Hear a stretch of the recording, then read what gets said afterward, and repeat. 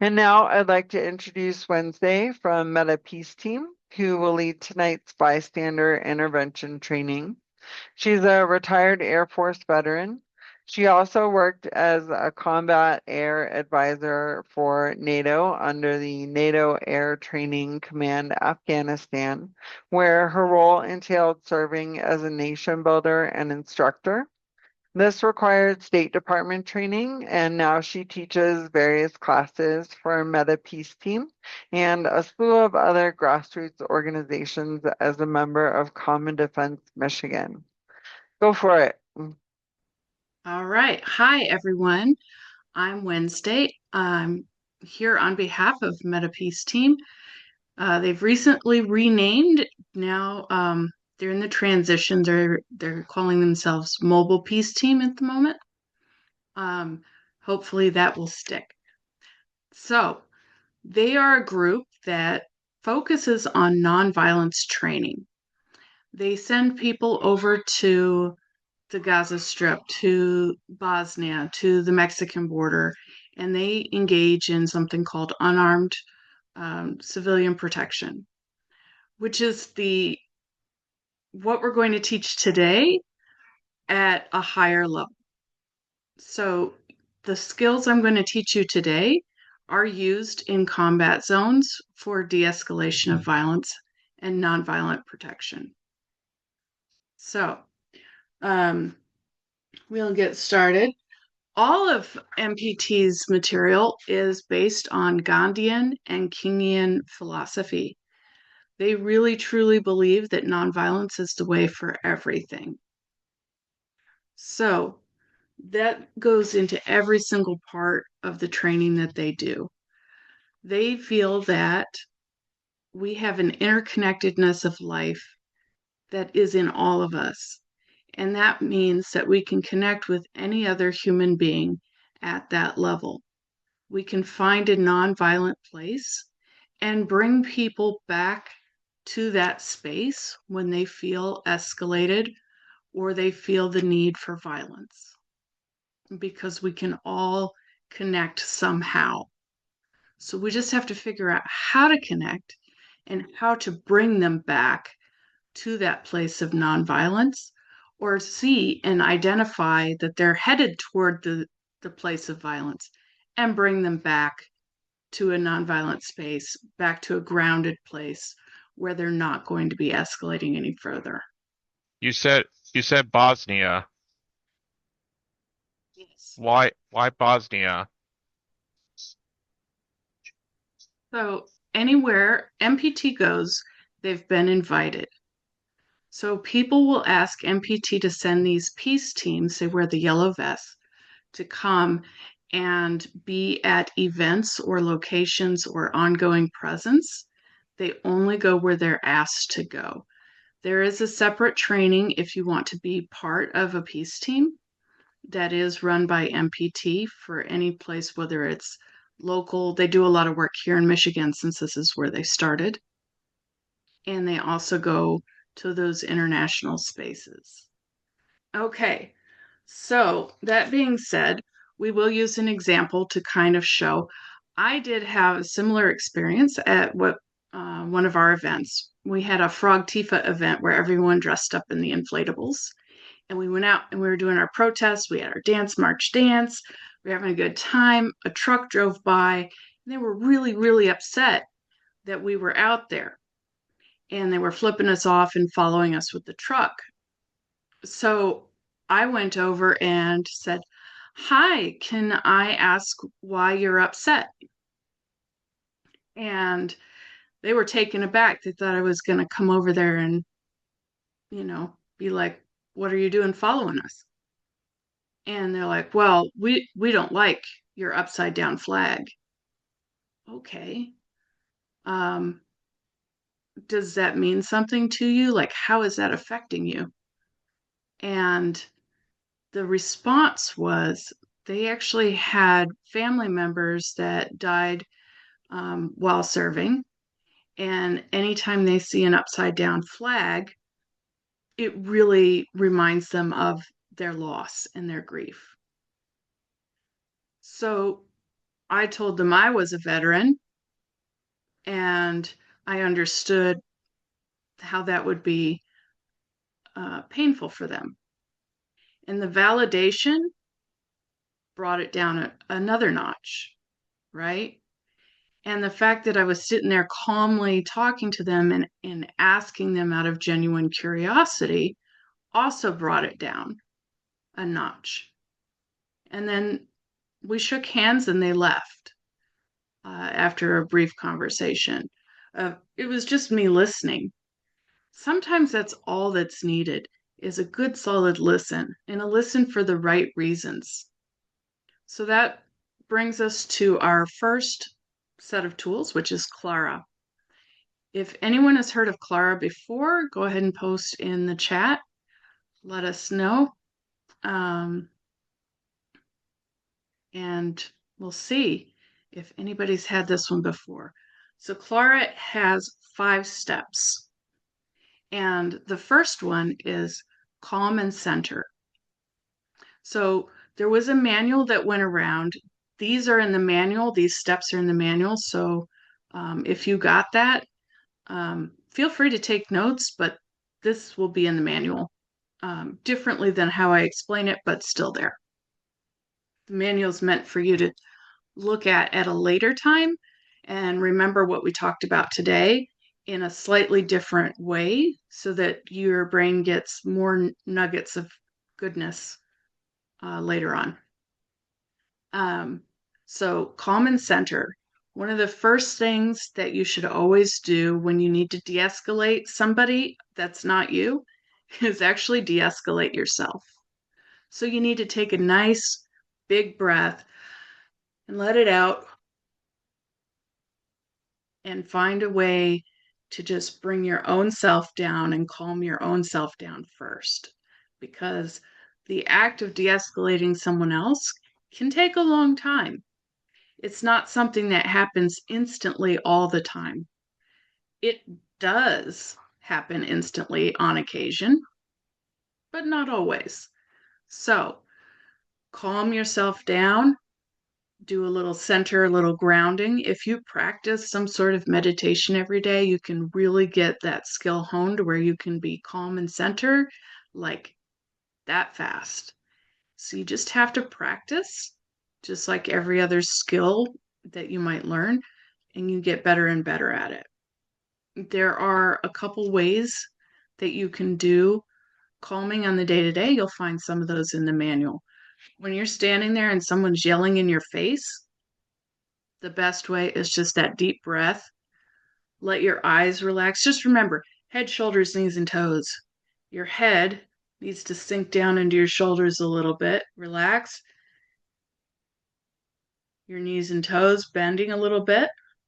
And just kind of be aware of your feet touching the earth. And now, normally when we teach this class, it's face to face. We don't do it online very often. We do tons of role play with this material. So we would normally break out and do a role play for every single part of this. I see we have questions about the manual. It should, if you're on here, I think there's a way to send it out to the group. If not, I will post it on my link tree. Let me give you the thing in here. Hold up. Link to the manual out in a follow-up email. So if you signed up and get the emails, the manual will come with that when we get done. And I put the link to my link tree. It's not on there right now, but I will put that on there when we're done. There's a lot of other goodies in there too, so lots of training in there. All right. So instead of doing the role play, we're going to do a little bit of stuff with the chat. So if everyone can think of a way that helps themselves calm down, like a fast, easy, like de-escalation of yourself, a method. if you could put it in the chat. That way, we're being recorded, so the chat will be, I think, audited. There's a way for them to look back in the chat and we find different ways of calming. So it's a way for all of us to think about what calms you down. What's your happy place? Do you do breathing? Do you zone out? What do you do? So if everyone can put something in the chat that can help everybody else on the call. I see deep breath, deep, slow breathing. I think yelling, although good, sometimes is not great when the person you're de-escalating is right there. But yes, the 5 things is really good. The square breathing, box breathing, excellent. Intentional slowing and checking. All these are really good. Chanting, humming is so good as well. That's a vagal stimulator, and it helps your organs, your body, your physiology both be stimulated in a calming way to make you more grounded and centered. Those are really good. Walk, yeah. There's so many different things that are here that are good for your day-to-day and also in the moment. Excellent. So the next step is listen. Now we listen with not just our ears, we listen with our eyes and our ears and all of our senses. And what are we listening for? Well, number 1 is really the nonverbals. Where is that person at? How agitated are they? Are they just annoyed? Or are they really starting to get angry? Or are they already to a point where they're being violent with their words and they're getting ready to have physical violence? So we want to look for those things. We're listening to where they're at, how they are. We're evaluating to see what stage they're at to know what tools to use. Clara is really good up until the point where violence is actually happening. Then we have different tools. So this tool is only for people who look like they're getting upset, people who have emotions showing, and they're not quite to the place of physical violence yet. Okay? This is where there's still a level of reasonableness and logic. Now, most people listen to form a response. That's just a natural thing. So we don't want to do that when we're de-escalating people. We're not there to formulate a response to persuade them to be less escalated.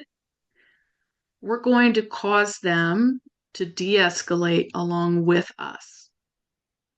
And we're going to communicate in a way that affirms and validates certain human things. If we're going to find those similarities and try and bring them back into that space that's calmer. So you're going to listen to their words, but you're also going to try and figure out why they're saying the words they're saying. Like the example with the MAGA guy in the truck who was so upset about the flag. Why would he be so upset about the flag? Instead of just getting an argument about the flag, we don't want to do that. So we're going to listen and figure out like what is it that might not be that thing.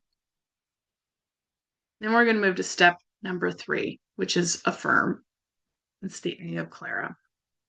When you affirm, that's when you get to have a vocalization, or your body is you're going to use your own nonverbals to meet them where they are and start de-escalating them. You're going to start having those conversations or of affirmations that you're listening, that you see them, and you're going to try and find what some people call a hinge, a thing that's similar that you can build on.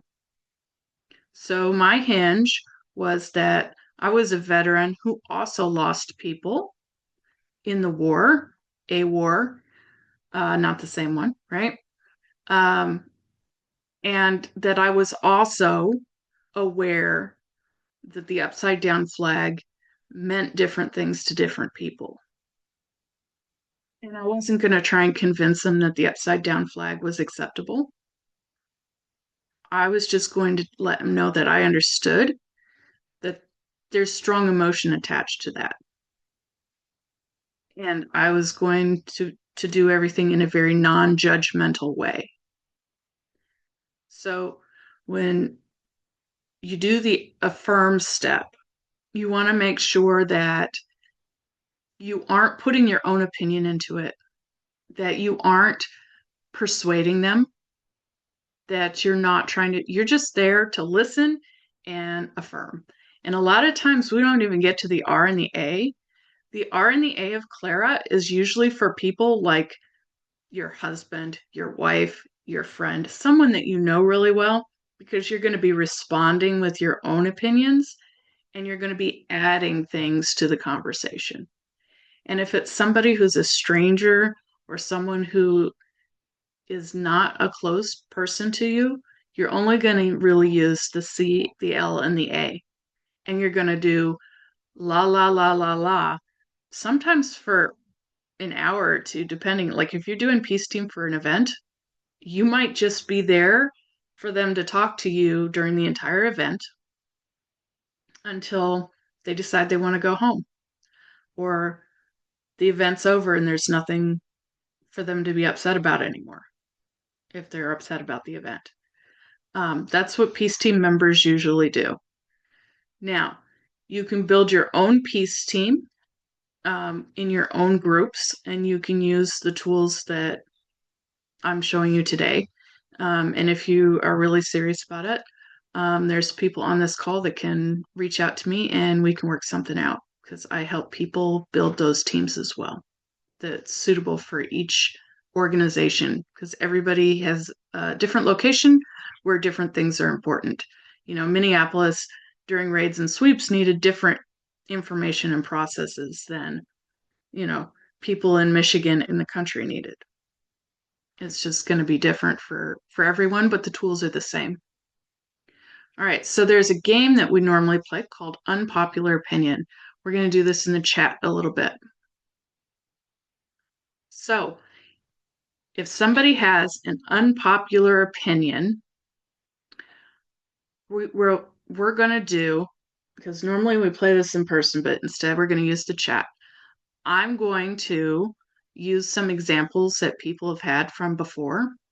This works really well when each person can feel what it's like to have an unpopular opinion and make it through the process.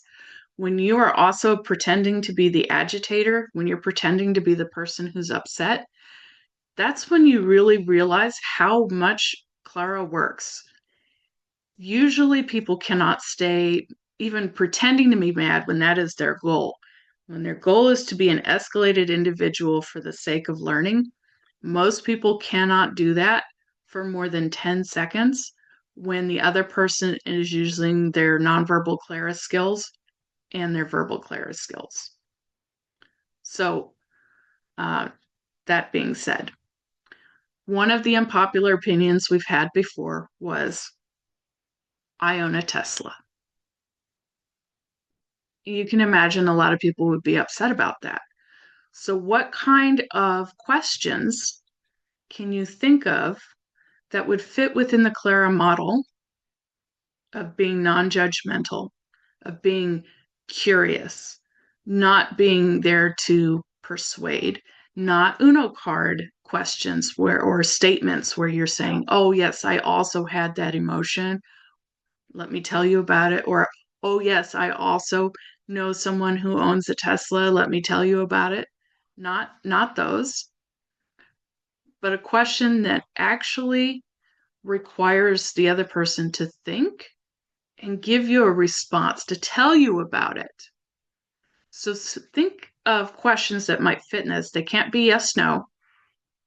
and see if you can put some of these questions that you would ask a person who owns a Tesla in the chat. What kind of questions would you ask? Why? That's a good one. Now, when we ask these questions in person, we want to manage our tone and our vocal, like how we respond. So you could ask why. You could go like, why is different than, oh, why? Right? So you want to be careful of your tone, your volume, your speed in your speech when you're doing this. Okay, so why? The answer was they were very concerned about climate and the environment. So let's see, are you happy with it? They were happy, except that they felt that they had to hide their face whenever they went driving around or to a protest. They had to park like a couple blocks away from where everyone else was parking to go join the protest. Otherwise, they'd spend hours just discussing the Tesla. These are good questions. I'm curious, what attracted you to a Tesla? Great. What color is it? Excellent. That's also known as a distractor question. It makes them stop thinking about some things, like when somebody's escalated. They're expecting you to fight them. So as soon as you're curious about, oh, what color is it? They're not expecting that. Then you don't need to know. That doesn't help with the de-escalation, but understand. Yep. What would you like to tell me about it? That's excellent. Because you don't have to agree with the person you're de-escalating. You never have to agree with them. And you have your own personal boundaries to worry about too. But you do want to get them talking and expressing things so you can figure out why they're upset and maybe validate that they can have an emotion. It's okay, but we don't need to get violent, right? These are all good questions. Saying that you tried driving a friend's Tesla during a de-escalation, that's again putting your own self into it instead of just listening and affirming. But still, that would be perfect for the R step, the respond step, right? To say that maybe you have an experience or maybe you have something that you had that was an experience. So that's good. Do you support Elon Musk and his involvement in US politics? I see the smiley face as well, and I would add one too. That's a good question, but it might take you to a place that you might not feel comfortable de-escalating from because you might feel escalated. So you want to ask questions that might not escalate you when the answer is given, right? All right, so these are all good. So if you do think about this unpopular opinion game, what we normally do is every person goes around and asks one question. Then you answer, the person with the unpopular opinion answers until everyone is okay with their opinion. And that normally occurs when everyone understands why they did what they did or why they have that opinion. And are you frigging kidding me is not in the ballpark of a right question. No, it is not. So sometimes these unpopular opinions can get really, believe it or not, some of the ones that really get people set off are not political questions at all, or they have recently become political. An example, one girl said she believed that men should only be house husbands. So that actually set people off more and more the more they talked about it. because it challenged certain people's religious points of view, worldview, things like that. The part that she was trying to say is it was her fantasy. Sometimes people come to events or you meet them or they're out there and they're saying that, oh, I wish the world were this way. And it's their fantasy of what they want the world to be like. And they don't actually mean literally what they are saying. And sometimes you have to figure that out and be like, oh, well, it's okay for you to have a fantasy, but is it worth getting violent over? But sometimes you don't necessarily want to say those words. Is it worth getting violent over? Because then they'll be like, yeah, maybe it is. So you don't want to give them a chance to choose poorly because they've already chosen poorly. That's why they're escalated, right? So, um, as you keep asking questions, the more the person has to search themselves for the answers, the more it causes that frontal lobe, the prefrontal cortex, to work, to use their judgment, to use their reason, and that alone can de escalate someone, right? So that is really the gist of the Clara thing is making sure you yourself are calm, right? You walk over there and you're calm, you slow your speech down, you lower your tone of voice, you droop your shoulders, you relax your knees, your ankles, and you just calm down, take that breath. And sometimes you don't want to make eye contact, you want to stare at their nose or their chin and let them just talk at you and occasionally ask one of these unpopular opinion questions. You don't want them to just be able to yell yes or no. You want them to have to think. And you want it to be genuine. It does not work if you're not genuine. So if you really can't think of a good question, you might not be the right person for that de escalation. This is why having a team is pretty cool. So Clara is used on peace teams almost exclusively as the tool of choice because they will seek out the people that look like they're going to be escalated and prevent that escalation from happening. They talk to the crowd, they make sure everybody's having a good time. If someone just starts to look upset, they'll go over there and talk to them. Okay, so Claire is really good for just if you can identify where violence might happen or an emotional upset might happen, you're going to go and you're going to talk to those people using Clara. It's an exceptional tool.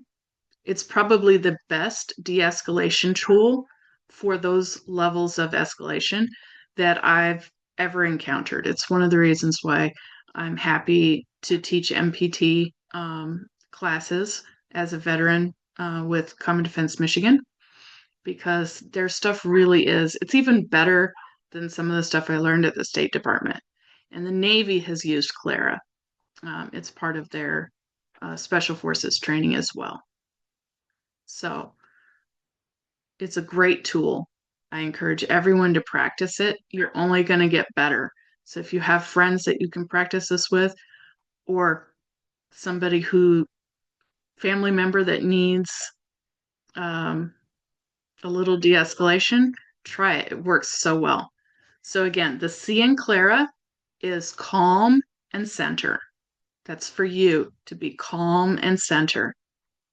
The L is to listen with your eyes and your ears, to see where they're at. And the A is to affirm. You're finding a similarity. You're affirming that you are both human. You're affirming that they have a right to have emotions, and you're affirming that you care. Nonverbal affirmation actually is really kind of easy. You nod, you lean in, right? You're there, you're showing that you're interested, but you're not taking over the conversation. right? You're relaxed. Now, what happens if somebody is like, screw your Clara? I'm going to be doing stuff that's I'm just going to not even pay attention, and I'm going to just continue escalating, and I'm going to go do things, right?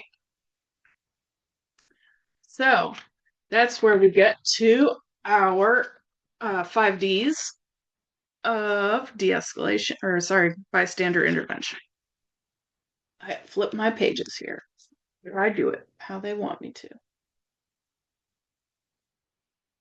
Man, I went through all these pages already. All right, so the first D is direct intervention. So one of the things that you can do as direct intervention is interpositioning. Interpositioning is so good. And anyone who does protests, this is great for all kinds of stuff. So, and it's a nonverbal thing. What you can do is just put your body in between someone who's escalated and the person they're escalating against. And if you're the person that's de-escalating the escalating person who's engaging you, like your Clara's not working and they're like, no, screw that, you can just stand there and be a little bit more non-responsive. If they see that you are not responding, a lot of times that will do it. That will de-escalate people just because they're trying to get you to play this escalation game with them. So you just stop. And if you see somebody at that point and you're a bystander looking in, this is a good time for you to go over there and do some of these intervention tactics, like distract. Maybe if you see somebody there, you can go over and distract them. Ask them something really crazy off the wall that has nothing to do with the current situation. Like, do you have the time? Or, do you have a dog? And they'll be like, what the? It's enough to make them pull back and be distracted, which can give you an in to change the conversation.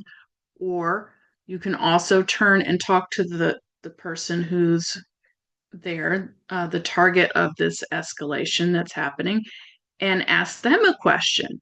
And maybe you can just walk away with them, right? You just show up, you know, did you know they're selling sandwiches down the way? And then, hey, do you want to go with me? And walk off with them, right? Favorite sports team? People get serious about that. That is a great distractor if you're going to stand there and listen to them. So if you are working as a marshal or a peace team member at an event, it is absolutely a good one, as long as you don't contradict or say, oh, but I'm this opposing team, right? Let them talk about something they enjoy. That's a great one. That's a good idea. So next we have delegate or draft. Drafting is the same as when you do CPR, right? You're saying you call 911, but in this case you're going to be like you, can you help me over here? I need to get water, or give somebody a task to do, especially if it's the target. If you can come over and be like, yo, I need you for this, you're pulling them away from the situation by drafting them away from it, right? And if it's somebody that you know, a task is one of the best ways to do it, right? And yeah, so if you're a 5 foot tall woman, I see this in chat, feel like it's a direct intervention is a safer option for the guys to do. Yeah, sometimes it really is. At the same time, sometimes the smaller person is a great, like you coming in and you're just little and you're just going to do it. They won't see you as a threat, where they might see the bigger guy as a threat. and want to bow up to them even more, right? So really, you can use your size and your gender, whether you're male or female, to do different things. We all know how our gender comes across to certain people. You know, you've been your gender and yourself your whole life, right? And if you look at the person and you're like, I know that kind of person, and they are just not going to treat me well, then maybe somebody else should do it, right? You have to come up with your own personal boundaries. At what level are you willing to stay the course to de escalate? What level are you willing to intervene until you get to a point? Right? You have to set your own boundaries. You have to have predetermined actions that you're willing to take and predetermined red lines that say, when this happens, I'm out. Like if somebody pulls a gun, that's it. I'm going to worry about my own safety and staying alive. Some people will say, that's not my red line. It's okay if they shoot me. It's okay if I die. I'm doing what I'm supposed to do. But you have to make those decisions for yourself. At what point are you going to stop thinking about intervening and focus on your personal safety? Or what point are you going to change your intervention style to fit what's actually happening?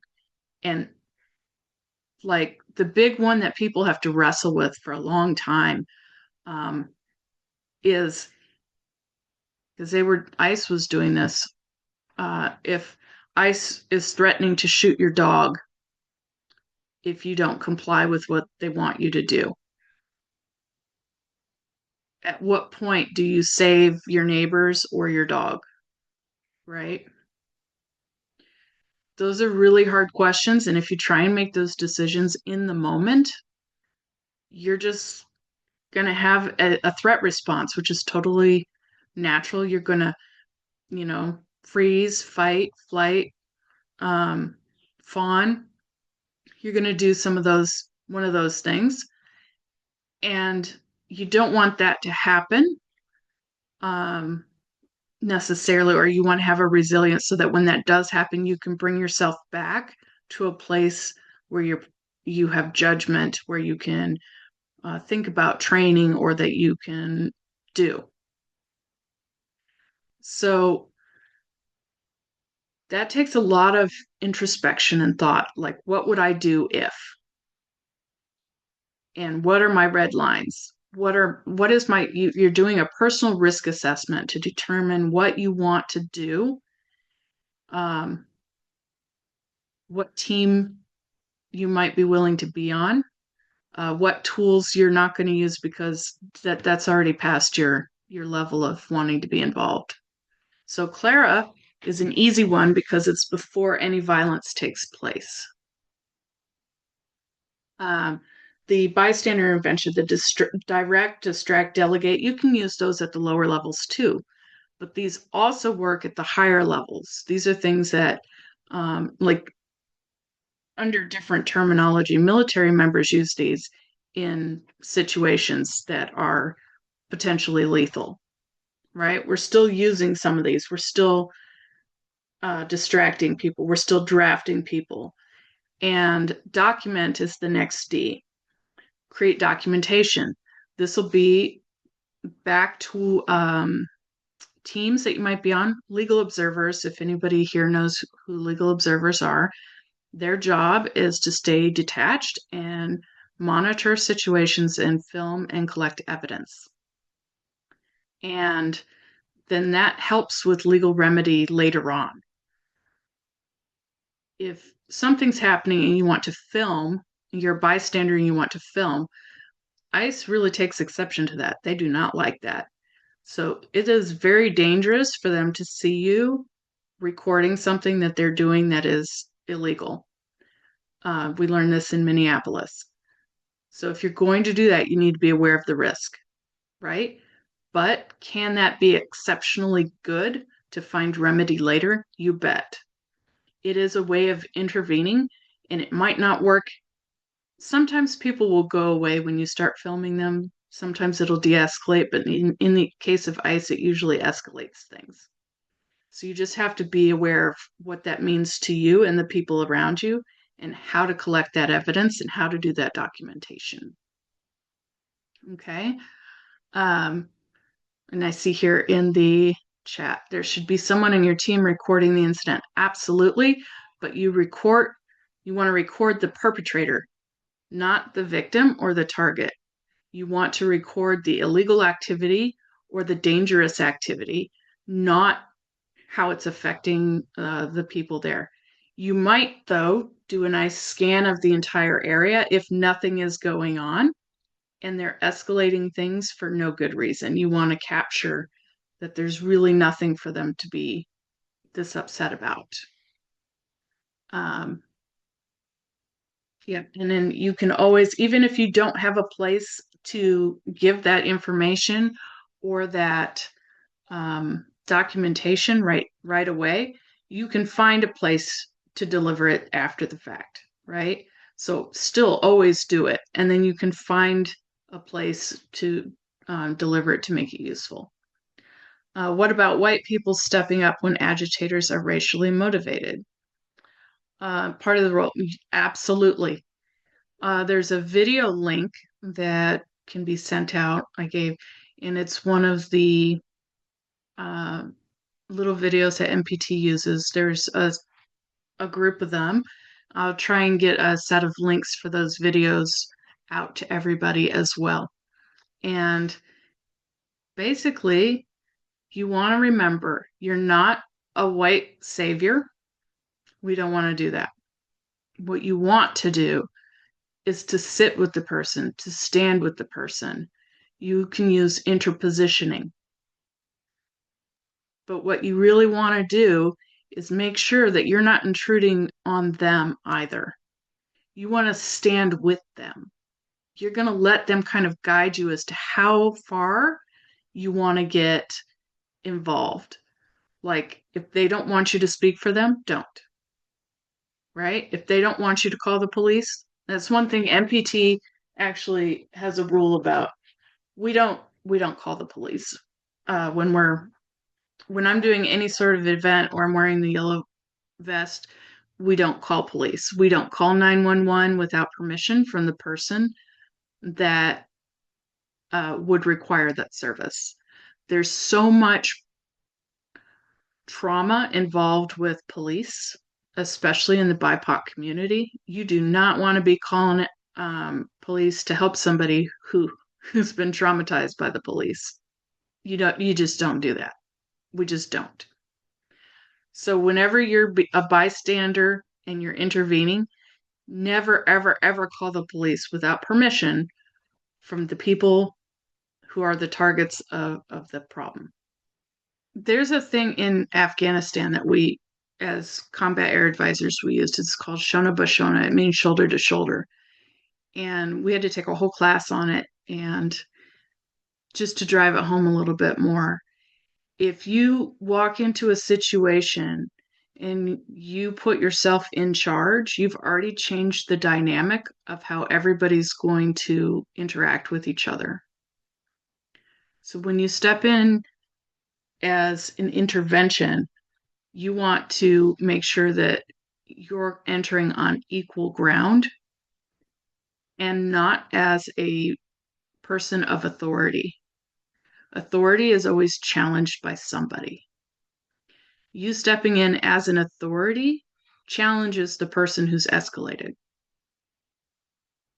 You don't want to challenge a person who's escalated. You want to meet them at their level and de-escalate. You want to distract them. You want to change the situation without a challenge being issued. You don't want to threaten them, right? All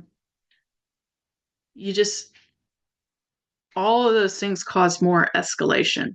So if you can think about how you would feel if you're really upset and somebody came to you and told you, just calm down, that's not really going to help, right? You've just been issued an order and you're already not being heard. So if you put yourself in a place of the escalated person and be like, oh, what do I definitely not want to hear? Then just don't do those things, right? Don't tell them to calm down. Don't tell them to leave, right? You might ask, isolation is a great one to try and do. You might ask them to continue the conversation where you can hear them better across the street, down the street. You walk with them, right? But you don't want to say you need to leave. You're not welcome here. You want to ask them with genuine curiosity, like why they're upset, and talk to them that way.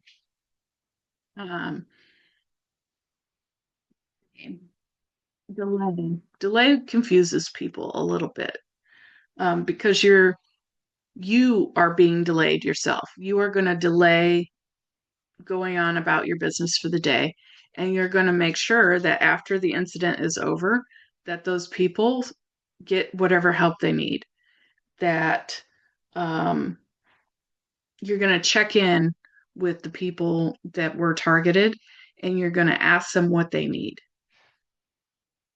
You offer them water, offer them food, offer them resources, but don't pressure them, right? Put yourself in their shoes. What do you want? If you just had something really terrible happen to you, most people want to feel safe. Ask them, would it make you feel safe if I stayed here with you? Right? Would it make you feel safer if I walk with you back to your home? Would it make you feel safe for me to escort you back to your car? And if the answer is no, it would not make them feel safe, then maybe don't press that issue. Try something else. Make sure they're good though before you leave. Don't be like, oh, I stepped in, I interpositioned, I did my Clara, I did a distraction thing, whatever, and that person went away, and be like, cool, they're gone. See you later. You don't want to leave them hanging. You want to do something about their situation and see if you can make their situation better. I see this about corn. I do not know what corn is. Oh, I see. Colorado Rapid Response Network. Cool. All right.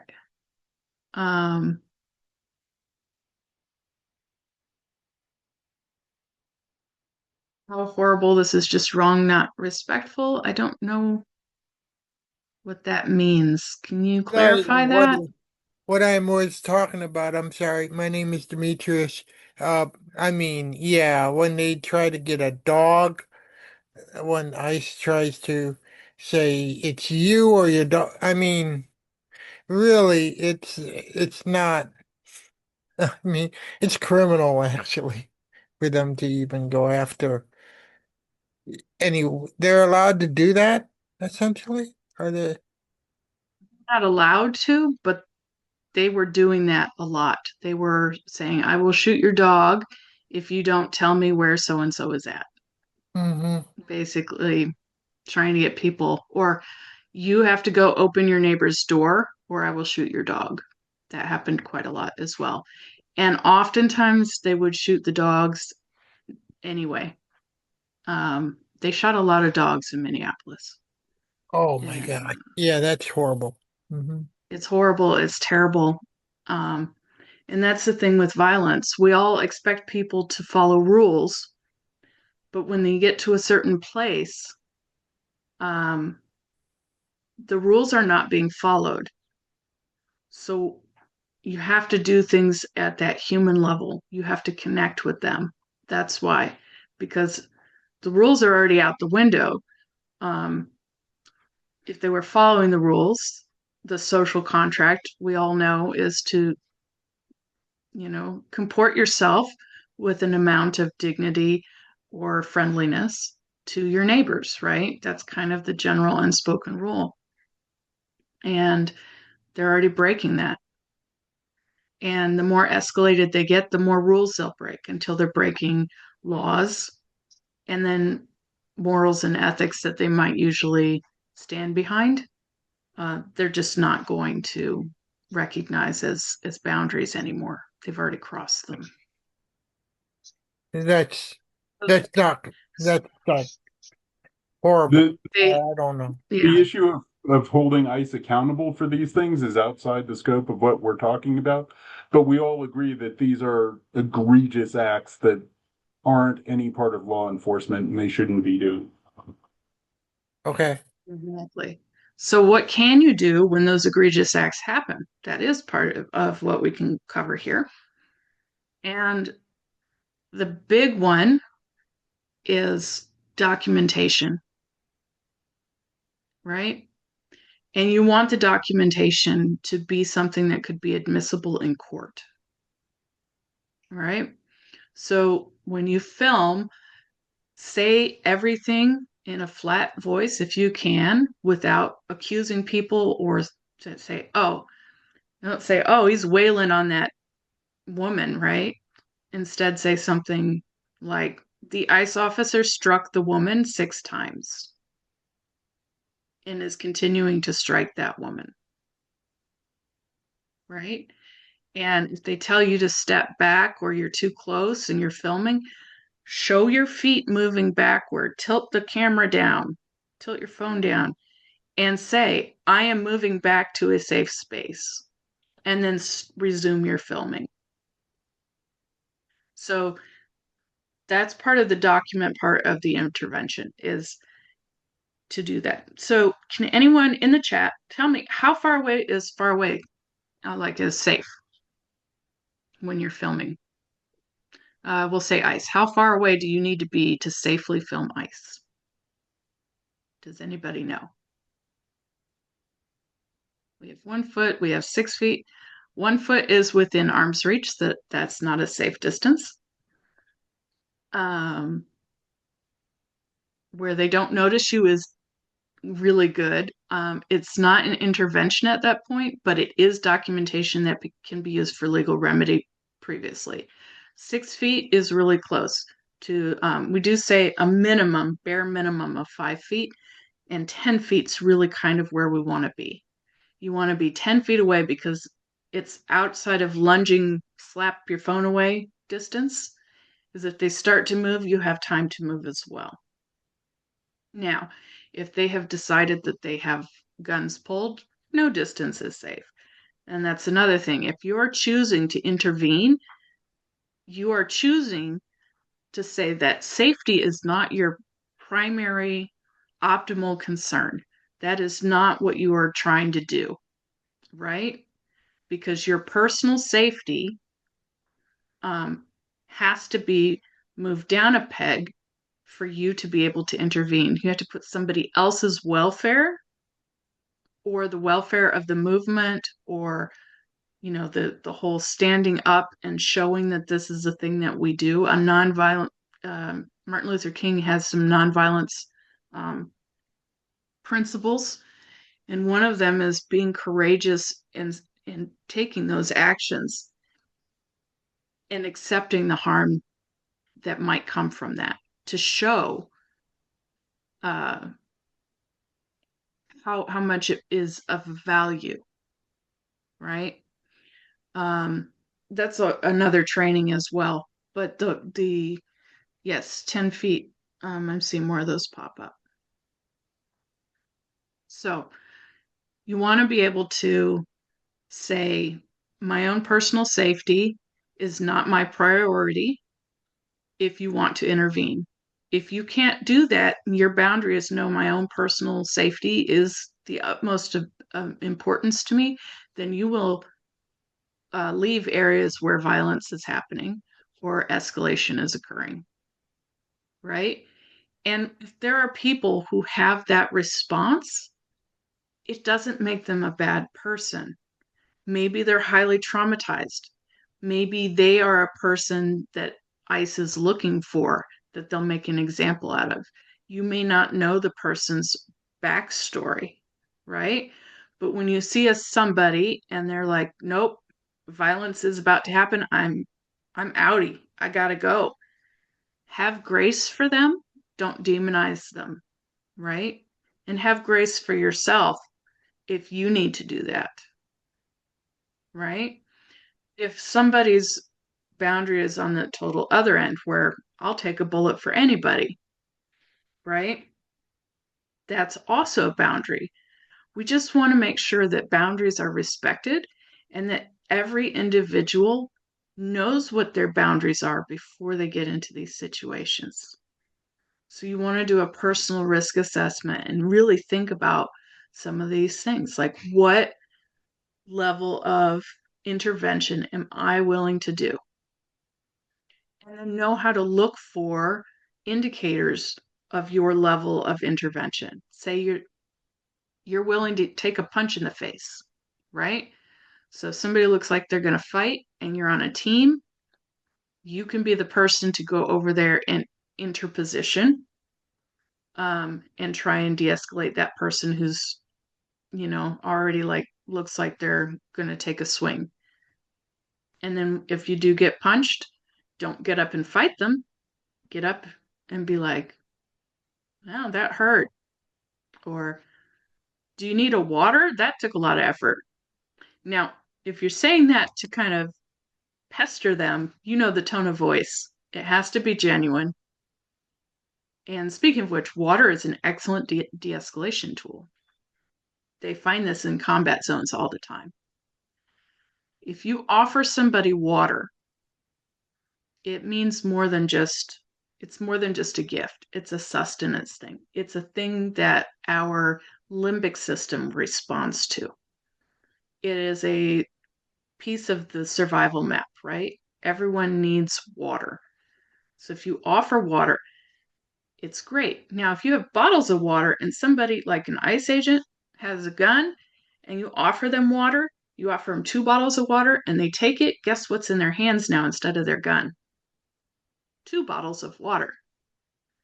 You would be surprised how many people just accept a bottle of water even when they don't want it. And if you can get one in each hand, guess what? They're not going to be doing much with their hands, right?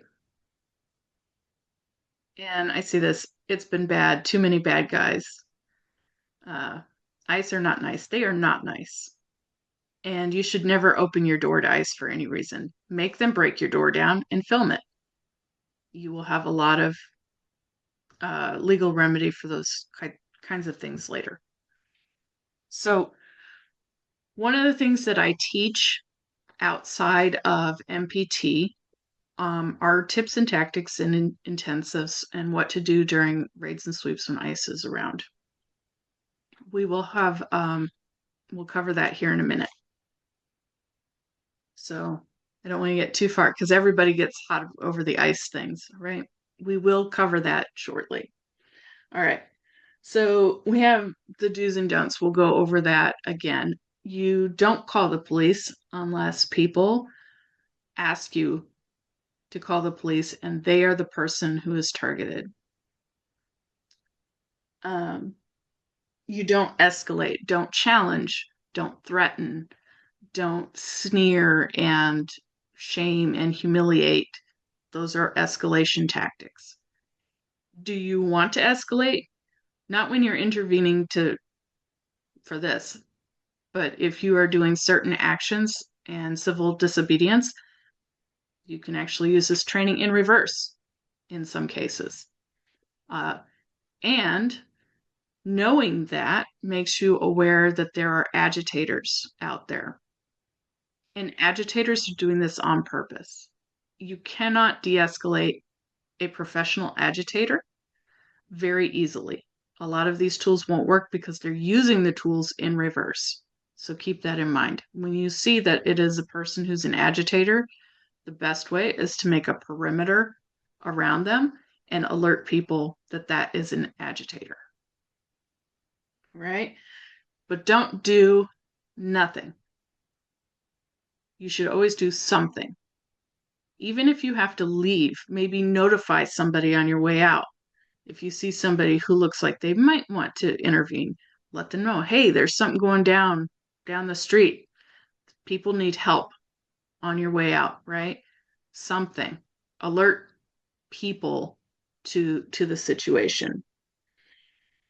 You want to make your presence known as a witness if that is something that's within your boundaries. Get that phone out and say it loud. I am witnessing this event. And that might be the only thing that you say really loud, but just that statement loud, maybe they don't know that you're there. That will sometimes stop people. Like, think about it. If you're doing something you know you shouldn't do, and all of a sudden it's on camera, a lot of people will stop doing what they're doing. Some won't. And you want to make sure that you take cues from the people being harassed. Make sure that you're not causing them more discomfort or more trauma. Domestic violence things get really tricky in that, because sometimes the person will just say, just let them do the things to me. And it becomes, again, how well do you know them? What are your boundaries? Are you respecting their boundaries? Do they have to say that? It's a judgment call. And we can't say, always do this step, always do that step. There's a lot of ambiguity that happens in real life. And that's something you have to wade through. This goes back to that whole know your boundaries, have grace. Have grace for other people, because you don't know what their boundaries are unless they've told you. You have to be able to read the situation. And if you fail, well, we learn a lot from failure. And you shouldn't beat yourself up. If something's not working, don't stick with it. Change tactics. The more tools that you have, the better off you are. If all you have is a hammer, everything looks like a nail, right? And the world is not full of nails. So I just challenge you to tuck this training in your tool belt. Go find more trainings for different ways that you can add tools to your belt. We will talk about professional agitators here in a little bit. Yes. You want to keep both yourself and other people safe. So any action that you take, you've got to look at what are the repercussions. Some people run in because they're going to save somebody, or they want to help, or they're going to do something, and they don't realize that maybe that's the point. Like, again, professional agitator, or that they're doing that running over. The running over itself can cause escalation other places, because now people are like, what's going on? If the crowd's already unhappy and there's a crowd there, that could be all that it takes to go over and start a brawl. When you're going to de-escalate, you always walk. And if you have to run because somebody's life is being threatened and you have to render emergency or medical care, say that's what you're doing.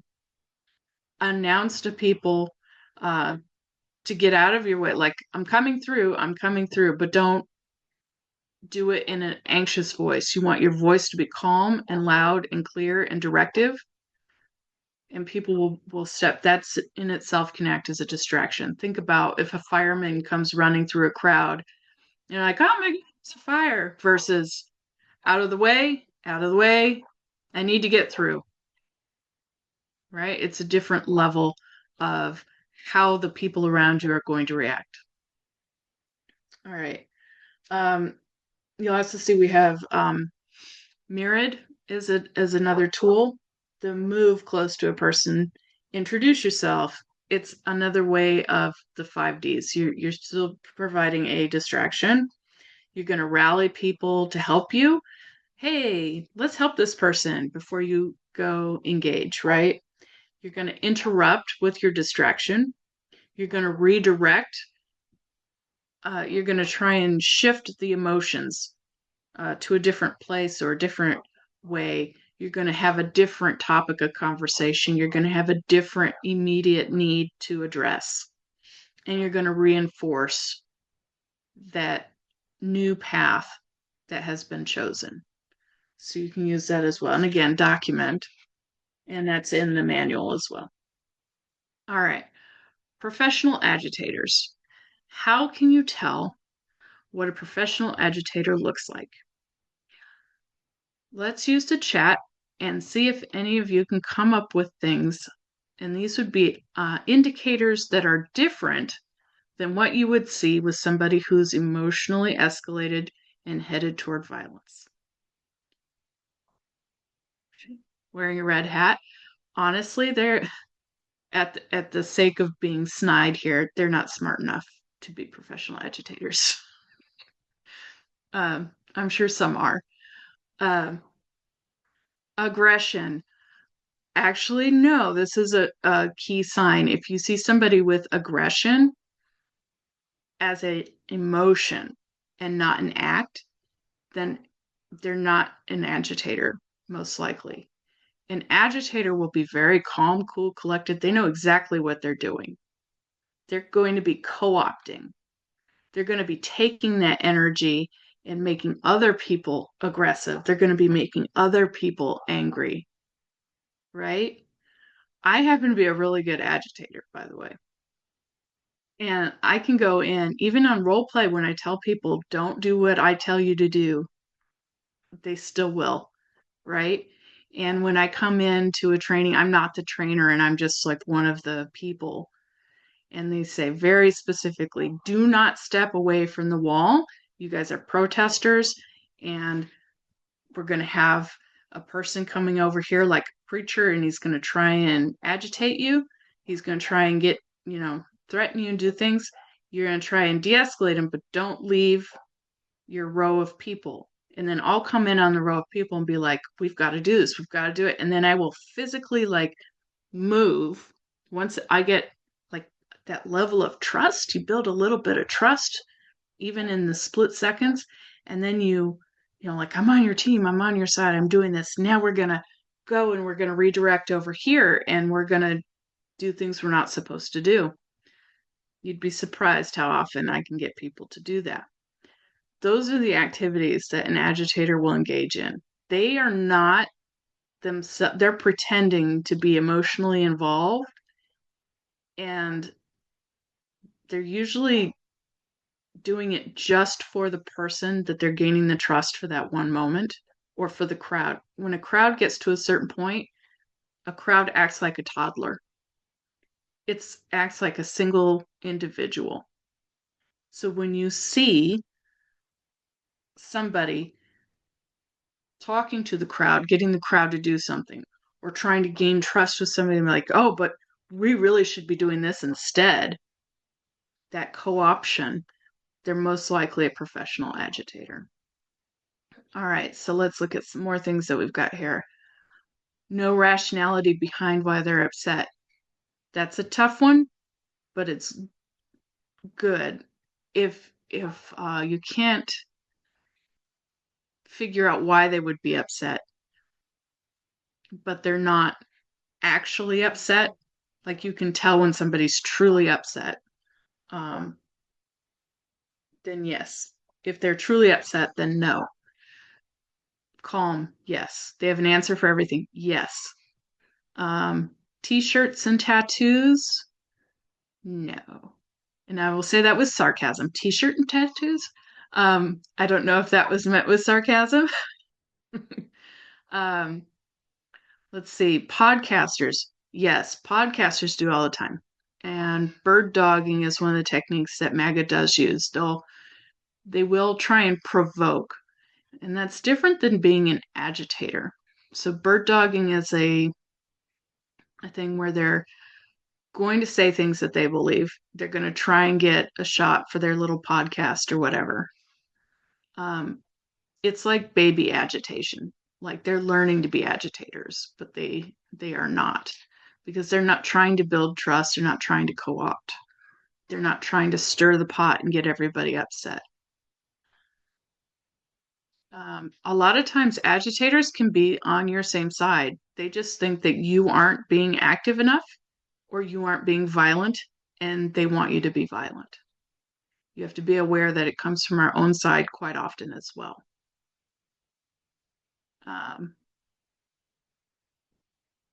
Yelling is calling, yep, that is a thing. Yelling, they're calling ICE at a No Kings protest. Yes, that could be an agitator. Waiting aside and waiting for the right moment to act, 100%. You really gotta watch those people. They are staying on task. Exactly. The swarm, yes, all these things. Okay, good.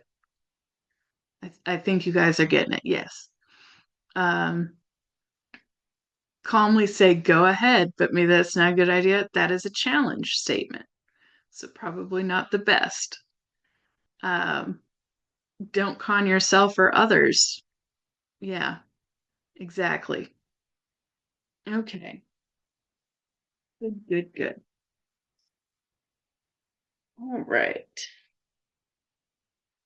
So we are going to go ahead and move into some of the things I have for you tonight that are not necessarily MPT core material.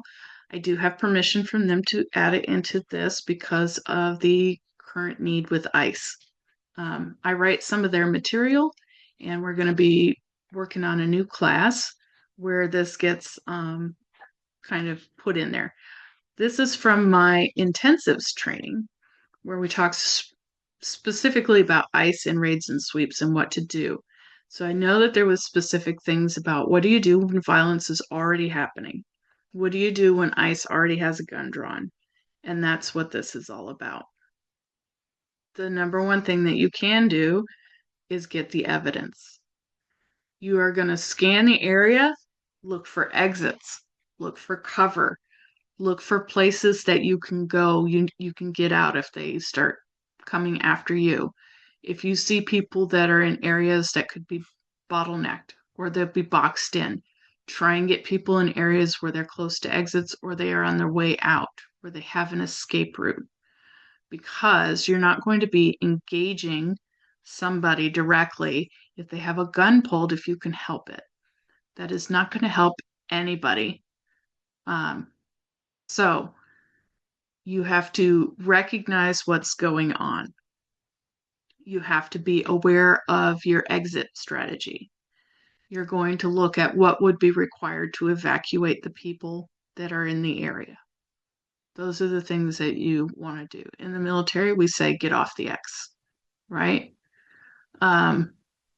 The violent way to handle things is to neutralize, right? But that's what they're looking to do. They're looking to neutralize any threat to themselves. So you have to remove the threat. And the threat might be the people they're harassing. It's very weird to think of it that way. But if you can, it really helps because then what you can do is get all those people, kind of usher them to safety, to try and get them to come towards you on your way to an evacuation point, to not run, right? The sudden movements are bad for people who have guns pulled on people. If you are documenting, or there are people documenting and you have the gun pointed directly at you, and it is ICE, the one thing that you always want to do is put yourself in the most non-threatening position. This goes back to that whole thing about who's the threat, and they're going to try and neutralize a threat. Well, you also want to be able to get them for excessive force and violence later, right? Things that are going to give people like the National Lawyers Guild and ACLU a foothold, right? So, one of the things that you can do is make sure you know where your hands are. The best way when violence is happening is to have your hands like this. You're going to grab your fingers and you're going to hold them at chest height. And this is where you're going to be. Now, if you're filming, you can't do this. If you're filming, you want both hands on your camera so they can see it, so it doesn't look like it could be a gun or anything like that. And you want it to be there and not moving that very, you can tilt it. You're going to move it slowly to wherever it needs to go. Your hands are going to be like this if you're walking. Why? It's at body cam height. You can't possibly have anything in your hands. This works against police, ICE, people who are looking for threats, right? The other thing you can do is you can grab your pants or your shirt in your hands if that's more comfortable for you, if you have shoulder problems, right? You're just going to grip your clothing to where your hands are visible, and it's grabbing clothing, obviously, so they can't see that you would want to. It'd be hard for you to let go of your shirt and then try and grab for something, kind of thing. The going limp and laying down when police attack at protests, yes. You also want to do that. There is a thing called, goodness, I've just had a brain fart. It's like you automatically take the most or the least threatening position, which is prone on the ground. And you put your arms up over your head or down flat at the sides with the palms up so they can see that your hands are empty. Okay. Goodwill compliance. That's what I was looking for. So you're going to have goodwill compliance, which is that position. It is legally known as, if you're prone, face down, and your hands are palms up or stretched out in front of you, all the way straight over your head, that is legally the least threatening posture you can be in. There's just nothing less threatening than that. There's no way that someone in that position could be considered a threat per the law in America. So, if you are being threatened and you go down to that posture and somebody's filming and anything happens to you, recourse can be taken later on, and they have a really solid foothold to do something about it. Hopefully, nothing will happen. They found that it works even with gang violence in third world countries when they come in, they kidnap people, even if they're dragging people away that are posturing like that. They're less likely to take somebody who's completely prone and limp than they are with someone who's just crouched down. They will take the person who's crouched down over the person who's prone.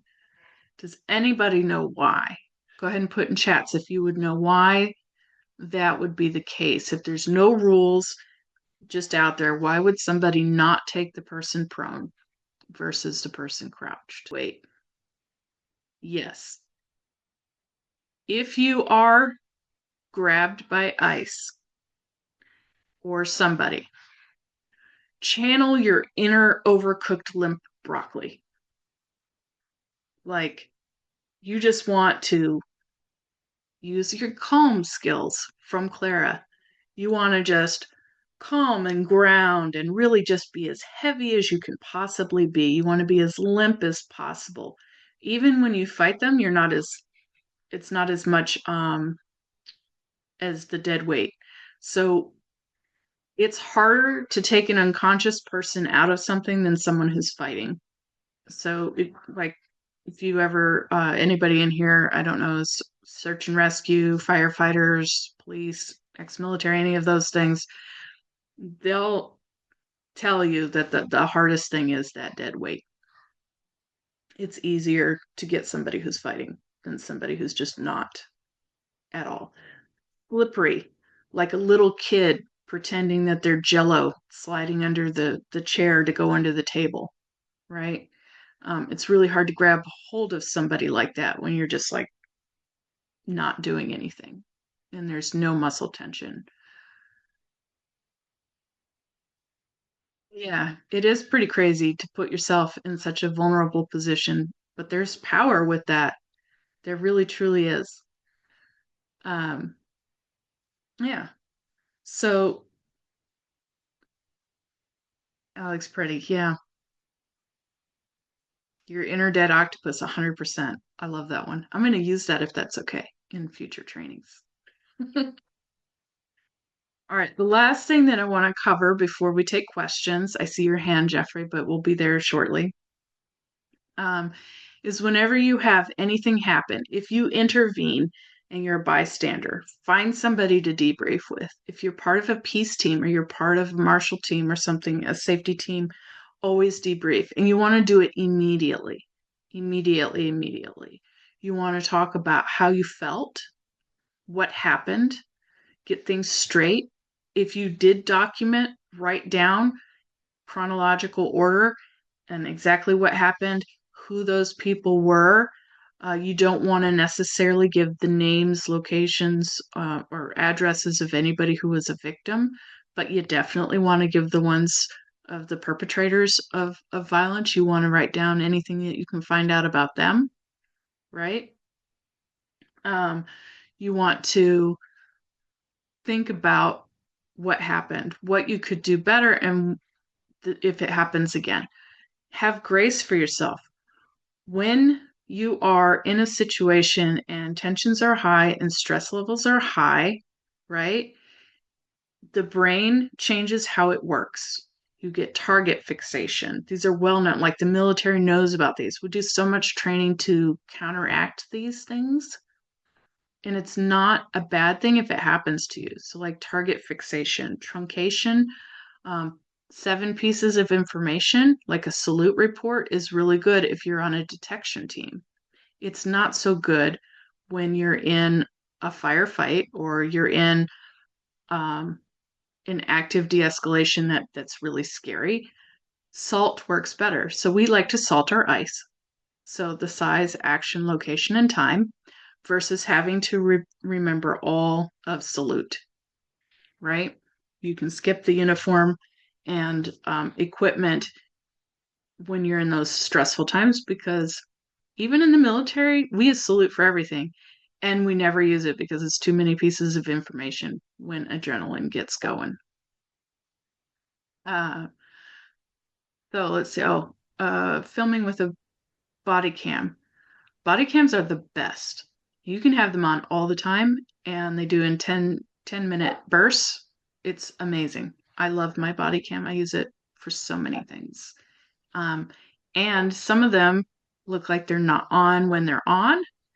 And you can be like, oh, it's not on. Some of them have a little button you can push to turn the lights on. So you can show that, oh, no, it's on now. I turn it off again. I don't recommend lying, but sometimes you can just do the lights. And people, if they just misjudge that, that's on them. Just saying. Not that I would recommend that. So when you debrief, you want to talk about all of those things. You want to have grace for yourself and for others, knowing that when stress happens, all these psychological and physiological things happen to hamper your ability to remember or focus or act on certain things. It's okay. The more that you're in stressful, traumatic situations, the easier it is. That's not necessarily a great thing. Like, I'm great under stress. I'm a highly traumatized person. I'd rather not be a highly traumatized person. I don't recommend being one. Where do you get a body cam? Sadly, I got mine on Amazon for like $40. I'll send out the brand that I use after the fact too. Anyway, we also have something what's called the rebound. So after an action happens, you debrief right away, get all that information down. You're in the rebound period. It's the same as dating, right? You're on the rebound. You're not ready for your next date. You're not ready for your next relationship. Here, you're just not ready for your next event. There are things to follow up on. Do you have positive contact? Has everyone checked in with anybody on your team? It's the delay portion also of your bystander intervention. Do you wait till after the action is over and check? Did somebody get arrested? Were you able to ask if they have a pet or plants that need watering or children that need picked up from school? Different ways that you can ask somebody getting detained or arrested on the spot to help after the fact. So when you're in rebound, you're taking care of those items that you may have committed to or that need to look at, or go check on your people who were arrested or the families. Maybe you gave away a lot of water to people with guns and everybody had 2 waters in their hand. Maybe you need to restock your water supply. Maybe you need to, you know, get more items like I carry around little trail mixes for people who have blood sugar problems. Maybe I gave away some of those and I have to go get some more.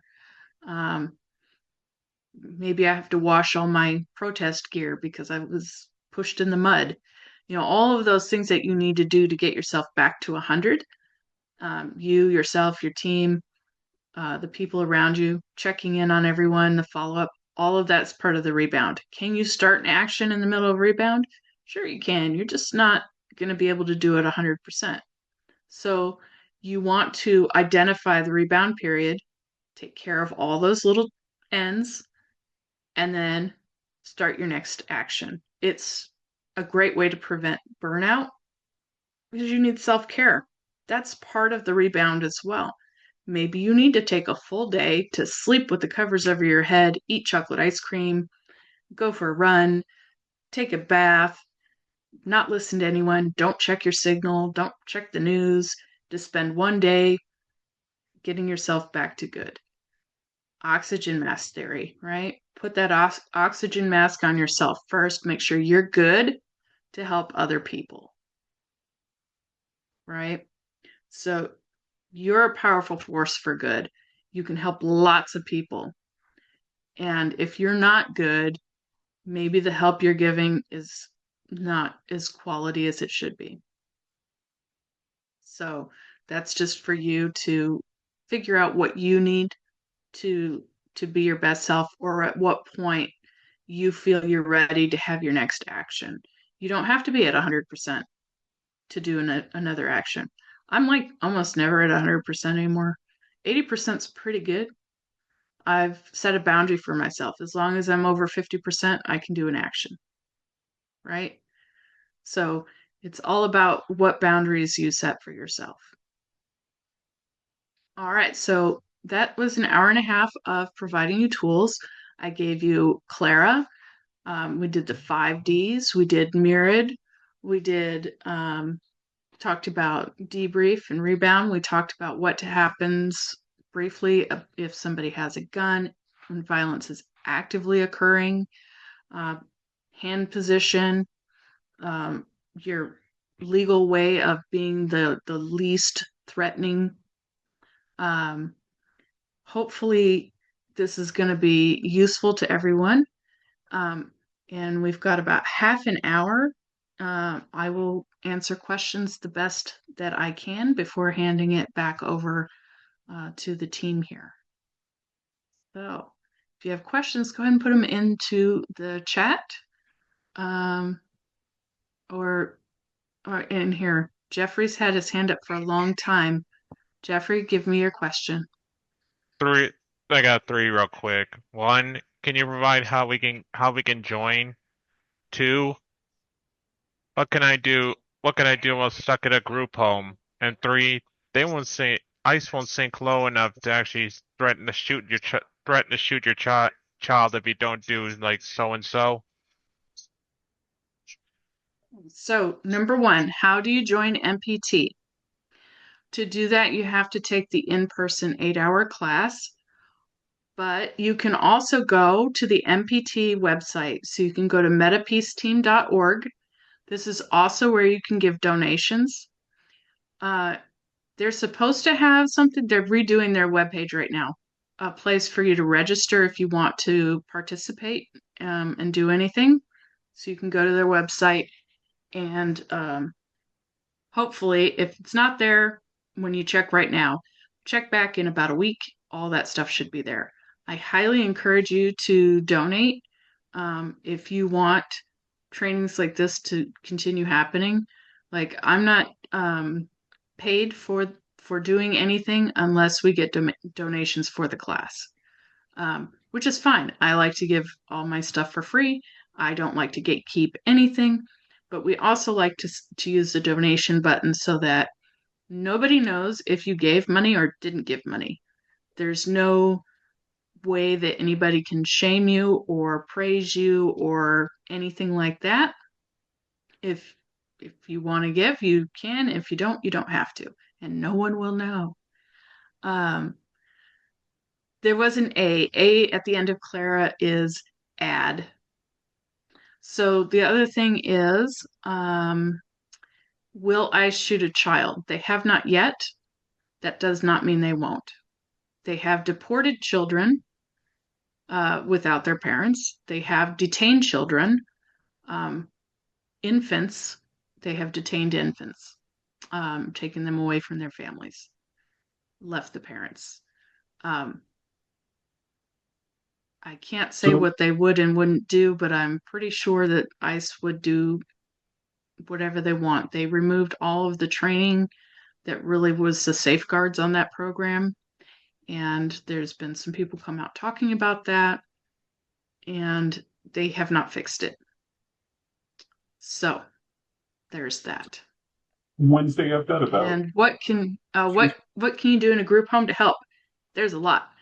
You can call. You can be on those call things. You can be aware of laws and call in and give people your opinions. You can get a hold of your representatives. You can help with postcard avalanches, which is where people write postcards to different corporations or different groups, and you can boycott all kinds of stuff. You can collect. One of the things that I'm helping people do is getting a training repository. You can get online, you can find all the really good training and send it to me, and we make it available to everyone. And we're trying to make a network to get everyone all the free training they can get that's quality. Morgan's got a big list of questions to get to, I think. I do. So I'm hoping we can get to some of them. Some of these you've touched on a little bit, but I think people need a little clarification. I have is, will these great ideas be in the manual?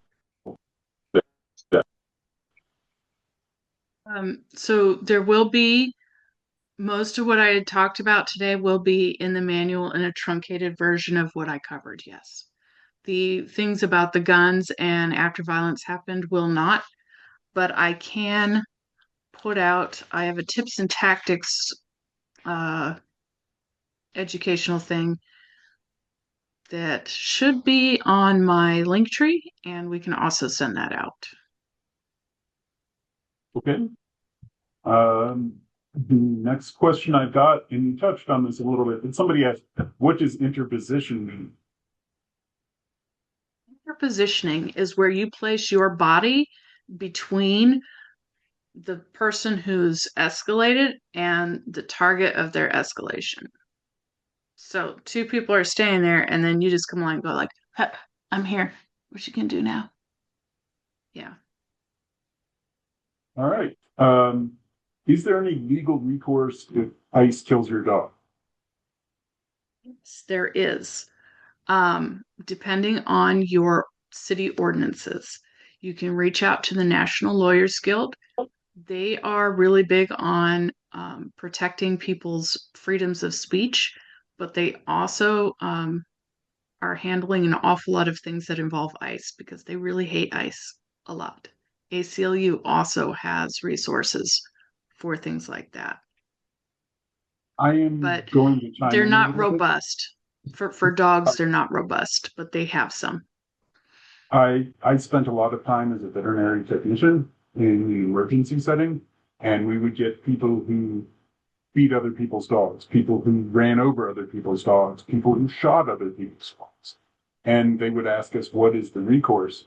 Unfortunately, like Wyndsday said, a lot of it depends on ordinance, but a lot of times they will consider pets property, which means even if you can prove that ICE did it on camera, you are only going to be entitled to the monetary value of your pet, which is not much.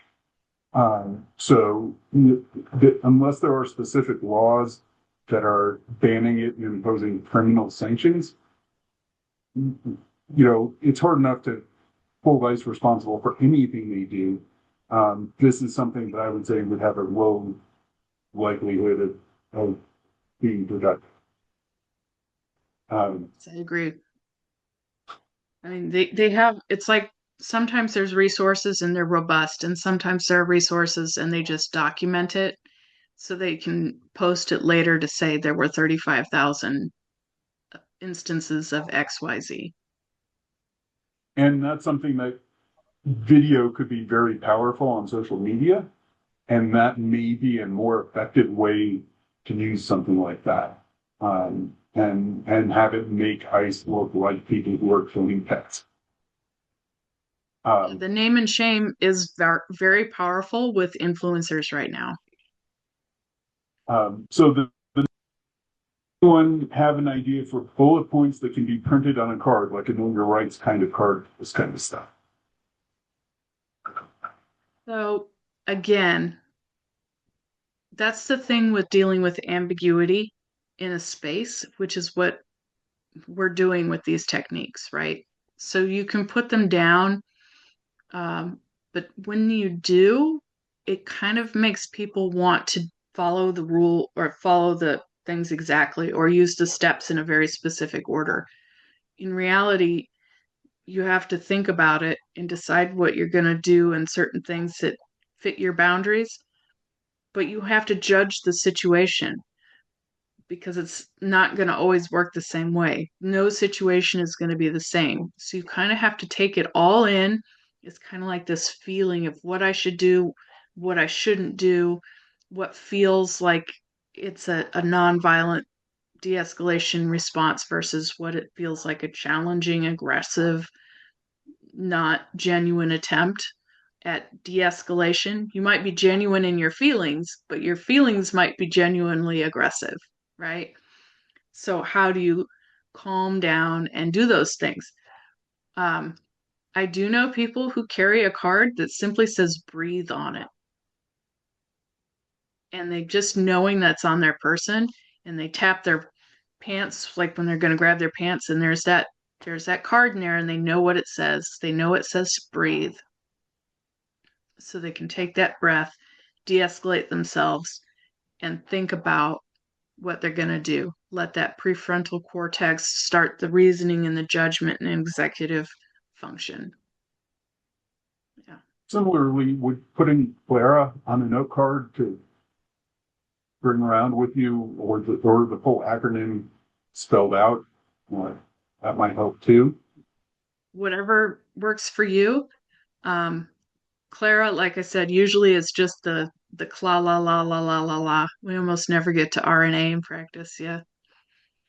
Um, so I know we touched on it, but I want to specifically ask how you recognize a professional advocate. I'm sorry, you cut out. Say that again, please. How do you recognize a professional agitator? Professional agitators will always be on the side. They will never be leading. Unprofessional agitators will be in a lead position sometimes, but professional agitators never. They're going to be on the side. They're going to be behind. They're going to be. So agitators used to be an actual job back in London way back when.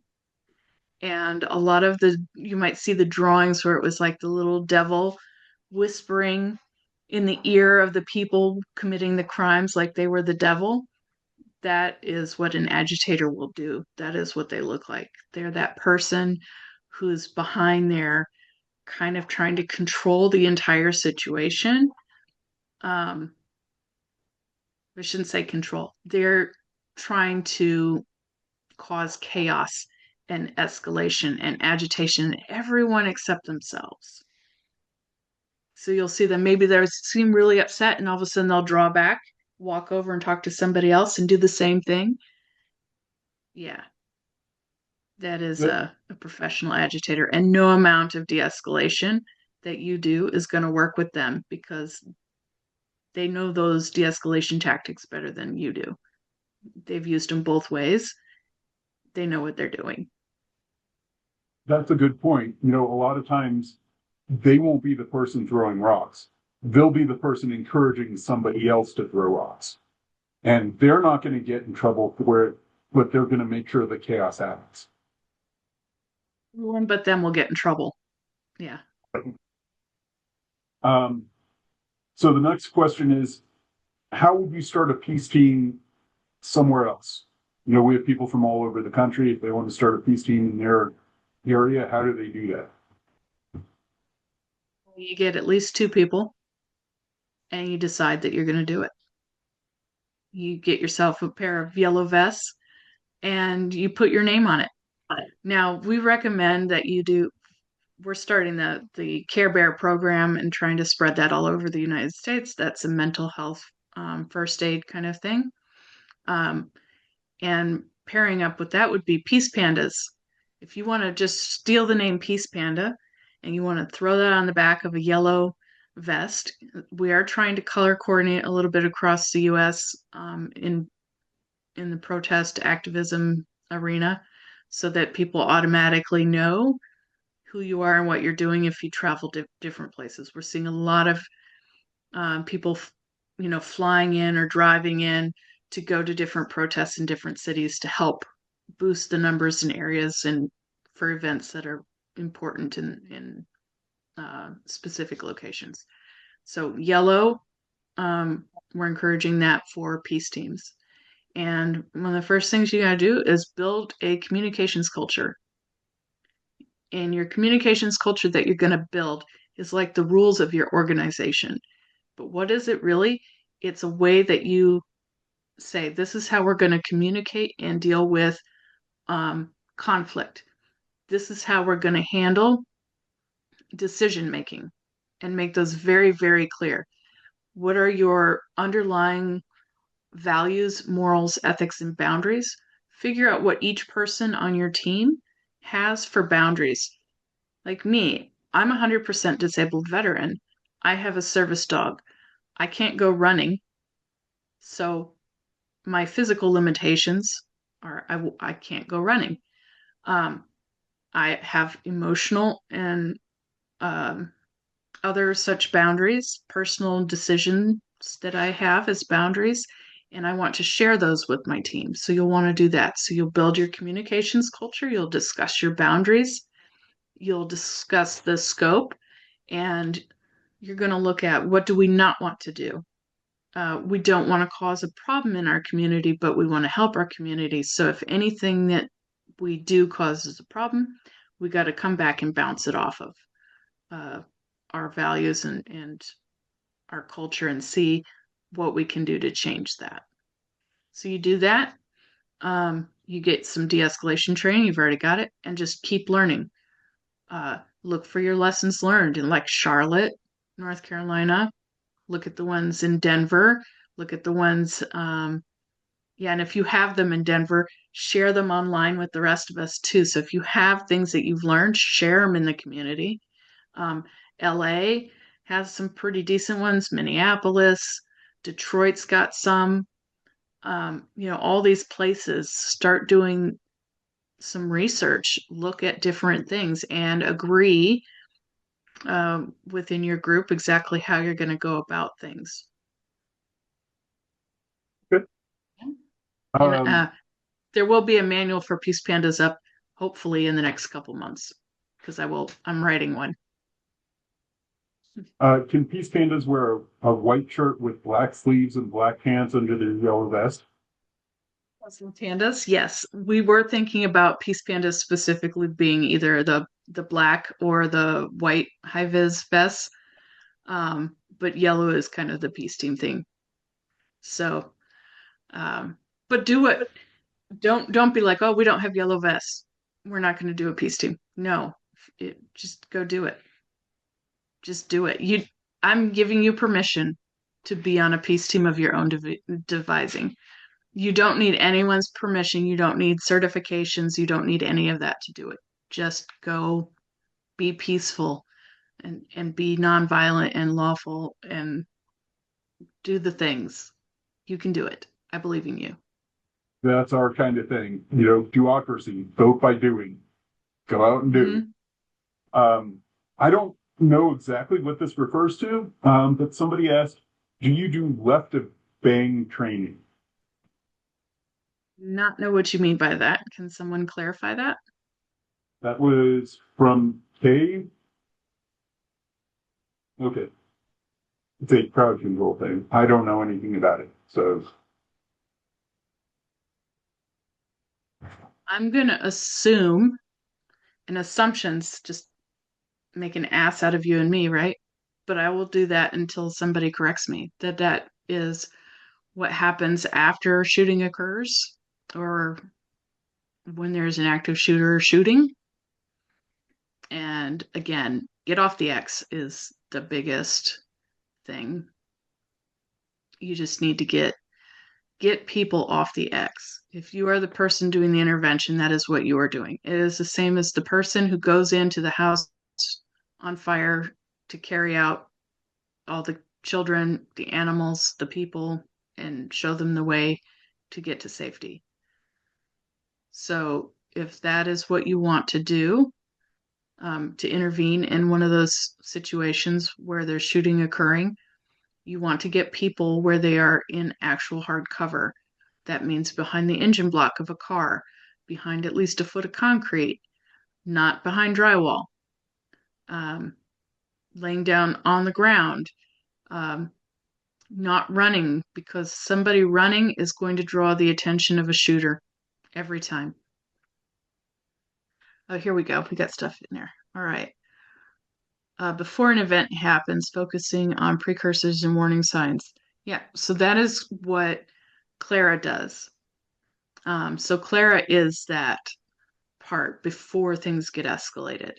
You're looking for that. You're going to walk over, you're going to be friendly to people that you would rather not be friendly to. You're going to keep them talking. You're going to keep them occupied. You're going to walk away from the event with them a little bit, but not alone. You always, whenever you do piecework, you should be with at least two people. Whenever you're on a safety team, it needs to be at least two people. You need to have each other's back. And you need to have somebody you're calling in your whereabouts to, or you're going to notify them of what's going on, a safety lead somewhere. Don't do these things alone unless that is your option and you're willing to put yourself in harm's way. Your situational awareness, 100%. That's what we're talking about judging your situation, finding out where those people are. You see somebody nervously walking. You see somebody, muttering to themselves, all those kinds of things. Angry, huffing and puffing, kicking rocks, throwing stuff, things like that. You'll want to identify that and go find out what's wrong. A lot of people who have aggressive behaviors are mad at something because there's a completely different thing they're worried about. Just maybe find out what they're worried about. Find out what they've had happen to them. Maybe they had something they can't control happen to them and they're acting out. All All right. right. This is the last question I have. And I also am not familiar with what they're specifically asking about. I think it's something you had said earlier. What is the fifth D? So what? What is the fifth D? Oh, the fifth D. That is delay. The fifth D is delay. So that's when you yourself wait around after the event has happened, or you go back to check in with the victim or the target of the action. That's when you delay yourself. You don't go on about your way right away. You wait and check and make sure everybody's okay again after the situation is resolved. Yes. Thank you all for having me. Thanks for the little hearts and thumbs ups and things. Thanks for participating. Hold on. We got one more question. We got For one more. Okay, I'll do one more. For people with any kind of PTSD, if and when they're trying to de-escalate and then suddenly realize they're getting triggered, how do they tap out or deal with it? It's a good one.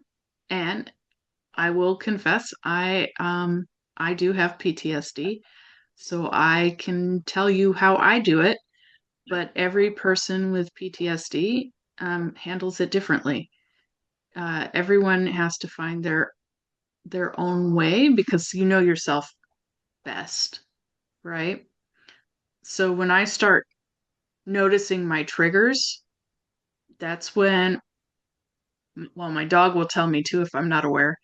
That's when I look around and I start looking for my buddy. Or it's something I've already told my teammates or someone I'm with.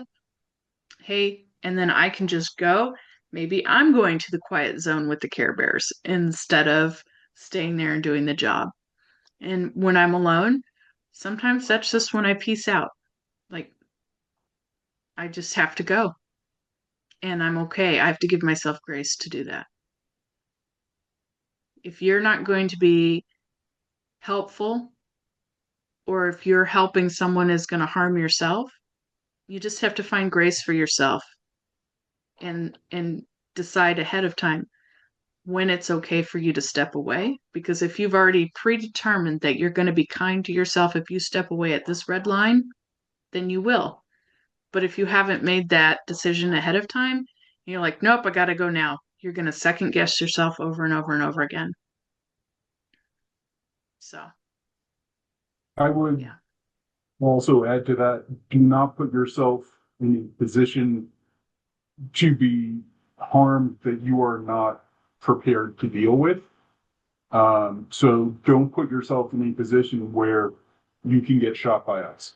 Don't put yourself in a position where you're going to get triggered and it's going to bring back memories from, that were traumatizing. Don't put yourself in a position that you're going to get punished this if is you're her. not prepared. Exactly. Well, I So really want to thank you for being here. My I pleasure. agree. Thank you. Great training. Thank you, Wyndsday. All right, everyone. Well, have a lovely evening. Thank you all for being here. Bye.